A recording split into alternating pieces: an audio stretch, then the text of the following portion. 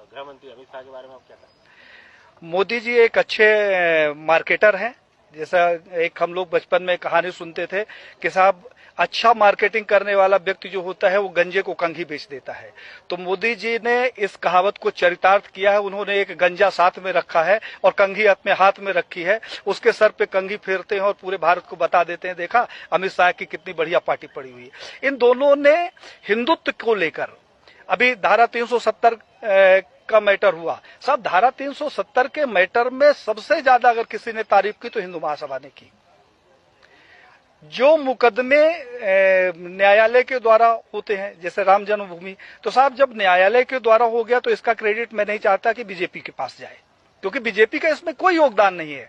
मुझे वो दिन याद है, भारत के बच्चे बच्चे को ये दिन याद होगा जब 1947 से लेकर हिंदू महासभा राम जन्मभूमि का मुकदमा लड़ रहा था। यही लाल कृष्ण आडवाणी सहित भारतीय जनता पार्टी और आरएसएस के प्रमुख नेताओं ने हमारे नेताओं से संपर्क किया और उन्होंने कहा कि भाई साहब आप लोग इस तरीके से मुकदमे लड़ते रहेंगे, अगर आप कहें तो इसका हम राजनीतिकरण कर दें और अपनी सरकार बन जाएगी तो राम जन्मभूमि का मुकदमा ठीक ठाक हो जाएगा।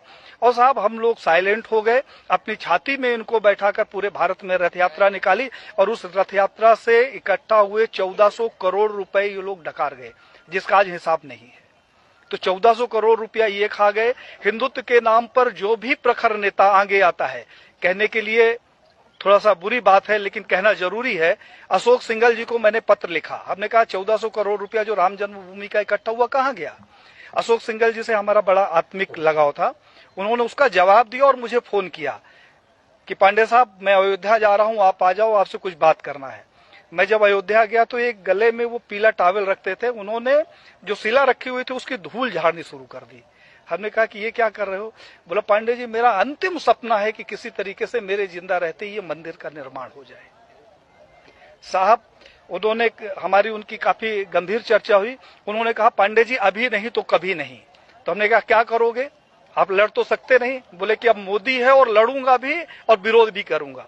और साहब अशोक सिंघल जी एक स्वस्थ व्यक्ति जिसके साथ हमने 2 दिन बिताया, वो दिल्ली जाता है और अचानक उसकी मौत हो जाती है। प्रवीण भाई तोगड़िया जिसके पास जेड कैटेगरी की सुरक्षा हो, जो पेशाब करने बाथरूम में जाता है तो पहले बाथरूम चेक होता है और वो रोड के किनारे लावारिस पड़ा मिले, उसकी सिक्योरिटी का पता नहीं और उसका पता नहीं।